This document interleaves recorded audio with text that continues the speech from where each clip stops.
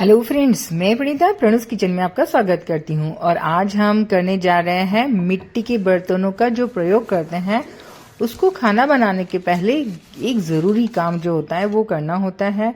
वो कैसे करेंगे और किस तरीके से उसका उपयोग करना चाहिए ताकि मिट्टी के बर्तन बहुत दिनों तक टिक सके, उनकी लाइफ बढ़ सके और उसके अंदर का खाना जो है बहुत ही स्वादिष्ट लग सके। तो इसके लिए हमें एक ऐसा बर्तन लेना है जिसमें हमारे जो मिट्टी के बर्तन है वो पूरी तरह से डूब जाए। तो मैंने यहाँ एक टब लिया है, उसमें बहुत सारा पानी डाल दिया है और उसमें ये सारे बर्तन मैंने डुबो दिए हैं। आराम से डुबोने हैं और इसे हमें 24 घंटे के लिए रख देना है। अगर हम सुबह रखते हैं भिगोने के लिए तो उसे पूरी रात और दूसरे दिन सुबह से हम फिर पानी से बाहर निकालेंगे और उसे हम पानी से बाहर निकालकर धूप में फिर से 12 घंटे के लिए सूखने देंगे।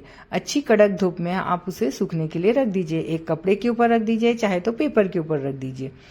जैसे ही ये पूरी तरह से कड़क धूप में सूख जाए उसे अब हमें करनी है ऑयलिंग। तो जी हाँ, उसके लिए हमें एक कटोरी से ज़्यादा तेल लग जाता है एक बर्तन के लिए। तो ये जो बर्तन है उसको आप रुई से या फिर ब्रश से या फिर आप किसी कपड़े से भी उसको अच्छी तरह से तेल लगा लीजिए। खूब अच्छे से अंदर तक उसका तेल पूरी चारों साइड में वो तेल लग जाना चाहिए। इस बात का ख्याल रखिएगा, जितना हम उसमें तेल लगाएंगे उसके पोर्स में तेल जाएगा और वो मजबूत होते जाएगा। तो ये बहुत ही ज़रूरी है, इसको करना हमें बहुत ज़रूरी होता है। चलिए तो अब ये जान लेते हैं कि मिट्टी के बर्तन में खाना बनाने से हमें क्या क्या फ़ायदा हो सकता है। तो सबसे पहले फ़ायदा ये है कि भोजन का जो पीएच लेवल है वो संतुलित बनाए रखता है, क्योंकि मिट्टी में अल्कलाइन गुण होते हैं जो भोजन में मौजूद एसिड के साथ क्रिया करके भोजन के पीएच संतुलन को बनाए रखते हैं।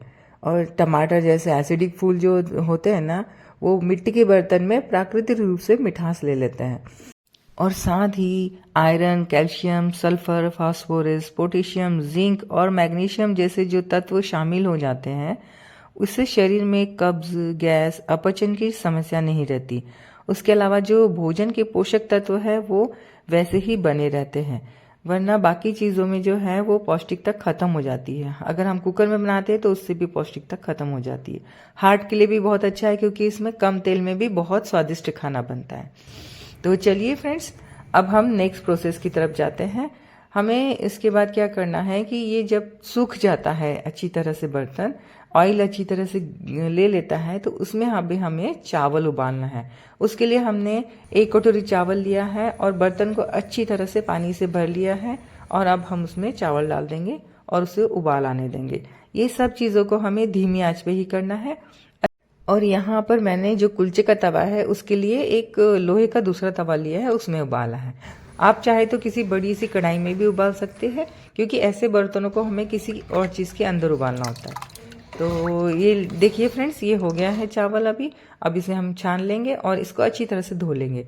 और बर्तन ये मिट्टी के साफ करने के लिए हमें स्कॉच ब्राइट या तार की घसनी का उपयोग नहीं करना है, किसी स्पंज से या नारियल के बूचे से ही साफ करना है। बस उसके बाद उसे सादे पानी से धो लीजिए और उसे सुखाने रख दीजिए।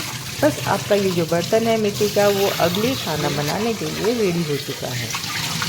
तो आपने देखा मिट्टी के बर्तनों में खाना बनाने के कितने सारे फायदे हैं। चलिए फ्रेंड्स, इसी के साथ मिलते हैं अगले किसी और रेसिपी में। तब तक के लिए अपना ख्याल रखिए, हेल्दी खाइए, हेल्दी रहिए। Thank you for watching. जय हिंद।